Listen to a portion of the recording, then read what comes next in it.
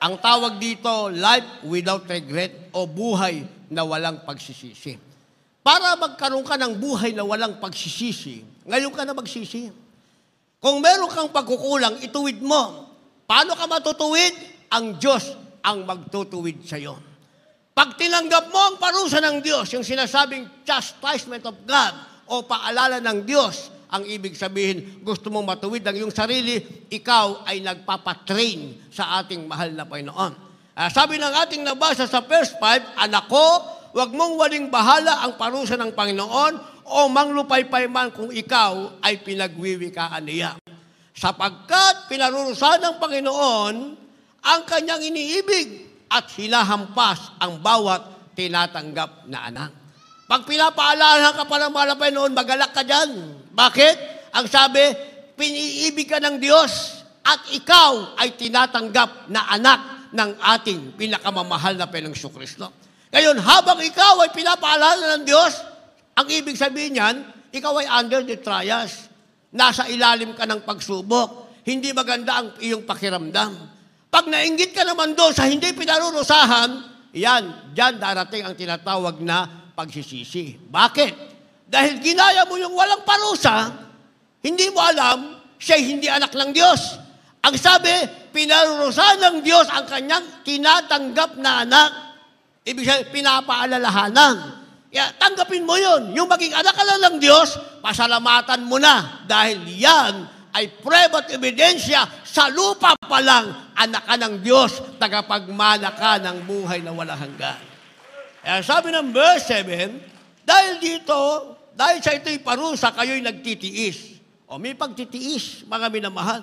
Inaari kayo ng Diyos na tulad sa mga anak, sapagkat aling mga anak ang hindi pinarurusahan ng kanyang ama. Datapat kung kayo'y hindi pinarurusahan na pawang nararasan ng lahat, kung gayo'y mga anak kayong ligaw at hindi tunay na anak. Pag wala ka palang naranasang ganyan, walang paalala sa iyo ang Diyos, patuloy ka sa kasalanan, sabi ng ating nabasa, hindi ka tunay na anak, ikaw ay ligaw na anak.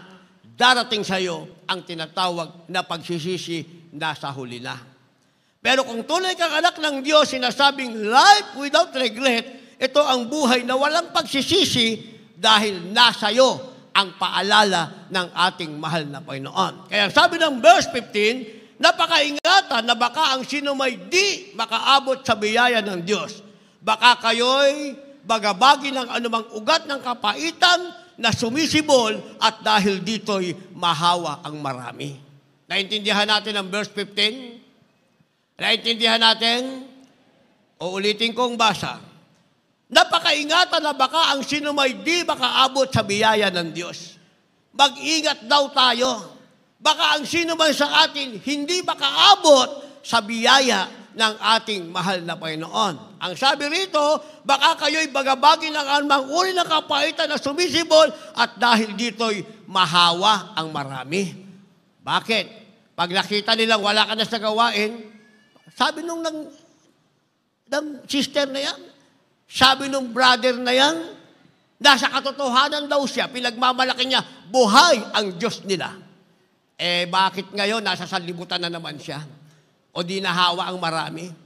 Kung ikaw ay ama at ina ng tahanan, nakita ng pamilya mo na ikaw ay wala na sa gawaing ito, mahahawa sila sa iyo.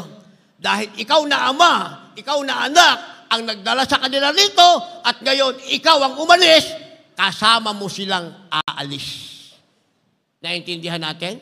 Mahahawa daw ang marami. Samantala kung mananatili kang nasa training ng ating mahal na Panginoon, marami rin ang mahihikayat mo. Hindi mo mahahawa sa iyong pagtalikod, mahahawa mo sa paglilingkod mo sa ating pinakamamahal na Jesucristo. Makapagdadala ka ng kaluluwa sa paanan ng ating mahal na Panginoon. Kaya nga, iniligtas mo na ang sarili mo, iniligtas mo pa ang tao sa kapaligiran mo, na iligtas mo pa ang iyong sambahayan.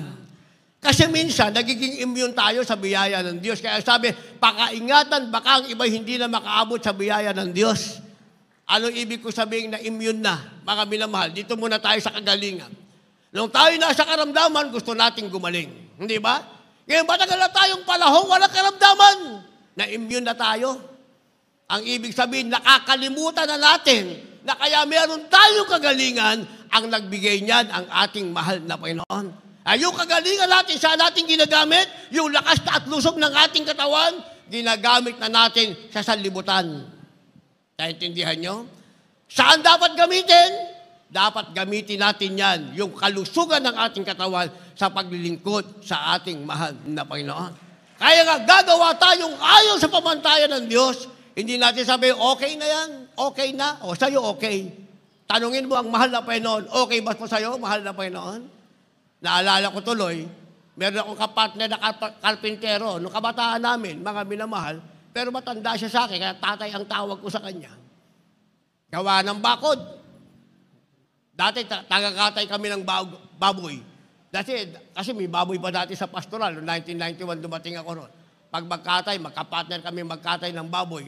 Partner din kami, karpintero kami pareho sa loob ng pastoral house. Gawa ng bakod. Sabi ng ating ginagalawa pastor, ano ginawa mo? Bakit ganyan? Delikado yan. Mala pastor, temporary lang po. Malapit nang bumalik ang Diyos. Kaya temporary lang. Sabi ng ating ginagalang mala pastor, yan temporary mo, makapagpapahamak yan ng tao. Tama, malapit nang bumalik ang Diyos. Kaya dapat tama at eksakto ang gagawin mo para walang mapapahamak kasi malapit lang ang dumating ang Diyos.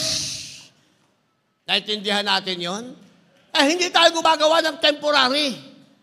Pag tayo gumawa, kumilos ang lakas ng ating katawan na ang Diyos nagbigay sa atin ng kalakasan, yung ginagawa natin permanente, kapakipakinabang sa lahat at pleasing o nakalulugod sa harap ng ating mahal na Panginoon.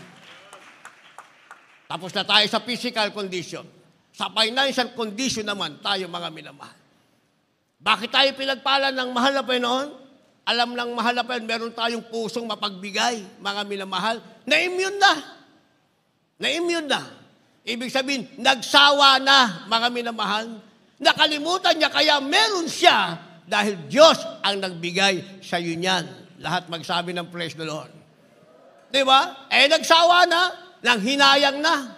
Tingnan nyo, mga minamahal, pagbigay ka ng bigay, di ba? Parang overflowing water lang yan. Bigay ka ng bigay, kahit bigay ka ng bigay, kahit gano'n ka pa, kalaki pa yan, tignan mo, kalagayan mo, hindi ka nauubusan. Pero pag nanghinayang ka, isang pitik lang mahal na Panginoon, ang meron ka, wala na agad. Naranasan nyo ba yan? Naranasan nyo? Bigay ka ng bigay, bigay ka ng bigay. Pero hindi ka nauubusan. Bakit? Dahil nalulugod ng Diyos sa ginagawa mo. Pero pag huminto ka, hinto rin ang biyaya sa iyo ng mahal na Panginoon. Ayan ay patungkol sa financial status. Pagdating naman sa karunungan, mga minamahal, bigyan tayo ng malapit ng karunungan. Hindi ba? Sa mga academic natin, pinagpala tayo ng mahal na Panginoon. Talagang kahit ano ang mangyari, pakikita natin, kaya natin yan. Ang tanong, mga minamahal, yung bang ating effort sa academic, ginagamit ba natin para sa gawain ng mahal na Panginoon? Baka naman sa academic, andun ang ating wholehearted, ginagawa natin, mga minamahal, pagdating naman sa mahal na Panginoon, barya lang. Katiting na oras lang, mga minamahal. O hindi pa rin nakakalugod sa ating mahal na Panginoon. Naintindihan natin? Kaya ang sabi, mag-ingat ang bawat isa, baka tayo ay hindi makaabot sa biyaya ng Diyos at mahawa ang marami. Dahil kung umabot ka sa biyaya ng Diyos at nakita nilang ikaw ay nasa pag-training ng mahal na Panginoon nasa kanyang kamay, kahit hindi ka na magsalita, nakita nilang pinagpala ka ng mahal na Panginoon, sila man ay sasama sa iyong maglingkod sa ating pinakamamahal na Panginoong Jesucristo. Pagkatapos nito, meron tayong tinatawag na life-changing choices. Ibig sabihin, mga pagpipilian sa pagbabago ng buhay. Pipili ka. Sabihin natin, 10 years na tayo sa mahal na Panginoon. Natanggap na natin ang mga pangako ng Diyos. Pero, still, meron pa rin choices, mga minamahal. Magpapatuloy ka ba? O hihinto ka na? Pag ikaw ay huminto, ano mangyayari? Pag nagpatuloy ka, ano ang mangyayari? Anong sabi ng banal na kasulatan? Basa. Dito po sa aklat ng Isaias Kapitulo 41, ang bersikulo po ay 10 hanggang 13. Huwag kang matakot sapagkat ako'y sumasayo. Huwag kang manglupaypay sapagkat ako'y iyong Diyos. Aking palalakasin ka, oo. Aking tutulungan ka, oo. Aking alalayan ka ng kanang kamay ng aking katwiran. Narito, silang lahat na nagagalit sa iyo ay mga papahiya at mga lilito. Silang nakipaglaban sa iyo ay papanaw at mga papahamak. Iyong hahanapin sila at hindi mo masusumpungan. Sa makatuwid bagay silang nakipaglaban sa iyo. Silang nakipagdigma laban sa iyo ay papanaw at gaya ng bagay ng wala. Sapagkat akong Panginoon mong Diyos ay hawak ng iyong kanang kamay na magsasabi sa iyo, huwag kang matakot, aking tutulungan ka. Palakpakan natin ang ating mahal na Panginoon. Sabay-sabay na palakpak. Lahat magsabi ng praise the Lord. Life-changing choices. Pag binasa natin ito, tsaka tayo magsisimulang pumili, mga minamahal. Pag ikaw ay nanatili, nasa training ka ng mahal na Panginoon, meron kang tinatawag na life-giving correction, meron kang tinatawag na life without regret, at ngayon nasa life-changing choices ka, pipili ka, mga minamahal. Pagpili mo, unawain mong maigi. Ako ba mananatili sa Diyos o hindi ako mananatili sa Diyos? Kung hindi ako manatili, ano mangyayari? Kung manatili naman ako, ano ang mangyayari? Dito tayo sa mananatili. Kung manatili ka, ang sabi ng verse 10, huwag kang matakot, sabi ng Panginoon. Sapagkat ako'y sumasa iyo, huwag kang malupaypay. Mawawala na ang takot mo, wala pa ang panlupaypay mo. Bakit? Kasi pinili mo na ikaw ay nasa kamay ng Diyos. Lahat magsabi ng praise the Lord. Tuloy ang basa. Ang pangako ng Diyos, sapagkat ako'y iyong Diyos, aking palalakasin ka, aking tutulungan ka, aking aalalayan ka ng kanang kamay ng aking katuwiran. Lahat ng tulong, lahat ng alalay, galing sa mahal na Panginoon ay para sa iyo. Kung pipiliin mo na manatiling maglingkod sa ating mahal na Panginoon. Naintindihan natin? Yung mga kabataan natin, magsabi ng praise the Lord. Eh, paano kung pinili nyo, nakamotor kayo, minakang ka sa likod? Minakang ka sa likod. Nakaangkas sister. Paano ngayon yan? Hindi ba? Yan ang sinasabi natin. Hindi ba? Hindi. Wala namang makakakita nito eh. Eh, meron nga makakakita eh. Ang Diyos nga sa langit na nagsasabi sa iyo, huwag kang matakot, huwag kang malupaypay, tutulungan ka niya, aalalayan ka niya. Diyos na yan na nagsasabi sa iyo, ang nakakakita sa iyo. Naintindihan natin? Si Brother Louie, busy yan sa counseling. Iwanan na natin yung basura. Siguradong pagbaba niya, pagod na pagod yan. Diretso yan doon sa information. Hindi makikita yung basurahan. Eh, sino naman may sabi sa inyo, kahit anong pagod ko, iikot talaga ako dito sa area natin. Kung kayo iniisip niyo, ako'y napapagod, ako hindi ako nag-iisip mapagod. Dahil ang pahinga natin sa piling ng ating pinakamamahal na Panginoon. Naintindihan natin? O pag pinili mo sa kamay ng Diyos, sa training ng Diyos, ang sabi, ang alalay ng Diyos ay nasa iyo. Tuloy natin ang basa, verse 11, narito silang lahat na nagagalit sa iyo ay mapapahiya, malilito. Silang nakikipaglaban sa iyo ay papanaw at mapapahamak. Naintindihan natin yon?